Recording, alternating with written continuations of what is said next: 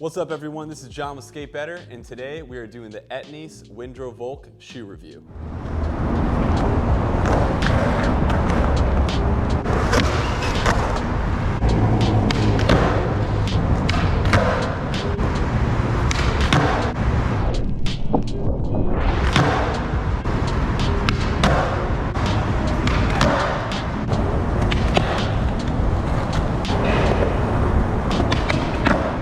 So thank you all so much for sticking around on the channel. I'm transitioning over to Texas, so I'll be out there skating soon. In the meantime, I'm still in Florida and I'm just in a different location, so that's why it looks a little bit different in the background. Anyways, let's get into it. Why did I pick up this shoe and what was the price? So this shoe, I've been really curious to skate Etnies. I know that their sister brand, Soltech, some other companies, and I just wanted to give them a shot. They're starting to build their team again, and this was the Colt 45 edition, which is a malt liquor, but that doesn't really matter. It was really cheap. It was on sale for like, I think 40 bucks, which is a steal for any skate shoe. But I was actually impressed with the shoe, and I can't wait to get into it. The size of the shoe, I took an 8.5, and it was perfect. The size was perfect. After the break-in time, it fit my foot just like every other 8.5 that I skate, so I would say just go with the normal size that you get, and you should be good to go there. The shape of this shoe, it's actually kind of an interesting shape because you'd think by looking at the toe box that it would be a narrow toe shape. I actually think if you have a wider foot, you might be okay with this shoe because it has a little bit more space in this area right here. The toe though does get a little bit more narrower. So it just depends, I think, on what you like, what you're accustomed to. Some people might like having a little bit of space here. Some people might want their toe all the way flush against it. But if you do have a wider foot that goes all the way to the toes, you might not like this shoe. So yeah, shape, pretty average. Definitely feels more like a vulcanized shape, like a Nike Blazer or something like that. The break-in time in this shoe was pretty quick. I'd say after the second session, it was pretty much fully broken in, good to go. This side piece made of canvas pretty much breaks in right away, like it's already broken in, right? It's canvas. And then the suede was a very soft, comfortable suede. Almost reminded me of that New Balance suede in the Tiagos that I skated, and that was actually really awesome. I really enjoyed that. But yeah, I'd say the suede takes like one session, and then the canvas is pretty much good to go. So 1 to 2 sessions, break-in time pretty quick.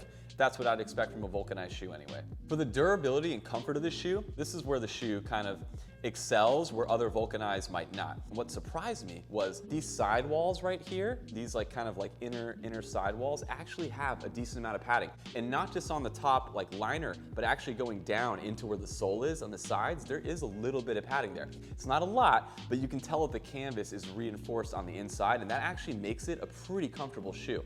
So you do get a good amount of board feel, which I'll talk about, but durability and comfort, I'm gonna give it a 5, maybe a 5.5.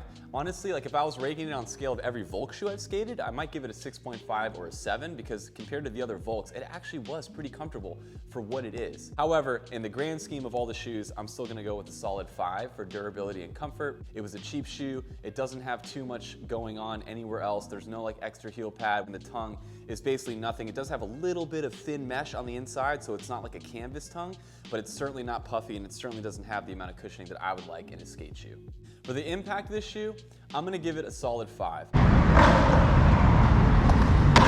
I feel like it's right in the middle, not too great, not the worst impact I've ever skated, but it is a Vulc shoe and it doesn't have a ton of extra cushioning going on as well. And sometimes even if like the bottom doesn't have a lot, if you feel really secure in the top part of the shoe where there's a lot of cushioning in the tongue, it can sometimes make your foot feel like it's a little more secure for gaps and stuff like that. This shoe didn't really have that. My foot felt secure, but it didn't have a lot of cushioning or extra protection. So I'd still give it like a solid 5, maybe a 5.5 for impact. The board feel and flick of this shoe, I think that's where it really shines. It's a Vulc shoe, so you'd expect it to have pretty good board feel and a pretty good flick. I'm gonna give the board feel a solid 7.5. and I'm gonna give the flick a solid 7.5 as well. But this vulcanized strip that goes around, as you can see, it's pretty much done. It's lost all of its tread on the side, or at least where I do my kickflips, there's a little bit hanging on here.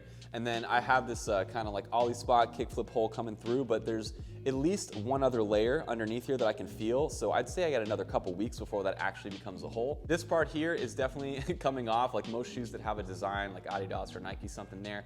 You skate it long enough, that's gonna happen. It's just a problem spot in general. I also do wanna talk about the bottom, the tread. I missed that in the durability, but the tread, it kind of goes along with board feel. It did wear down relatively quickly. I'd say after the first month, it started to feel a little bit smoother.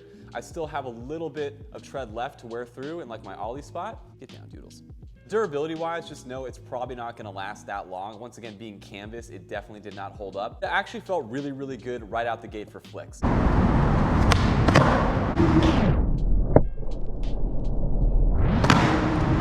once it kind of like softened and smoothed out like a normal Vulc would, it kind of went away.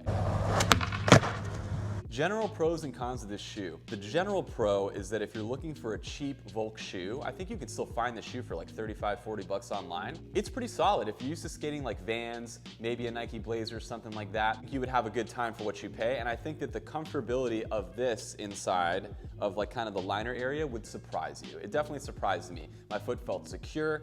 My foot felt pretty comfortable. Like I actually look forward to putting these shoes on, and sometimes vulcanized shoes, I don't. And the biggest con is just the durability. Like this shoe really isn't gonna last you that long. I have to be honest. I think the canvas really does not help the situation, and I definitely think that being a vulcanized, you know it's gonna wear down a little bit quicker anyway, but for 35, 40 bucks, if I really wanted a Vulc shoe for like a trip I wanted to skate and I knew I was gonna destroy it, this is definitely a good shoe that I would pick up, and I also like the way it looked. I think it looked pretty cool on the board. I like this kind of old school design that they have going on, but that's just me personally. So yeah, I'm gonna leave my thoughts there.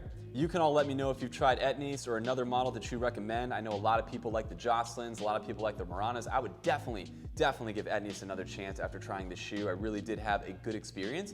It's just not my favorite type of shoe to skate. You all know I usually do cup soles. I do better with those kinds of shoes. I like the consistency and the way that they feel, a little bit more protection and impact. Leave your thoughts in the comments. Let me know if you have any questions. I'm happy to get back. And thank you all so much for sticking with the channel. I appreciate it. See you next time.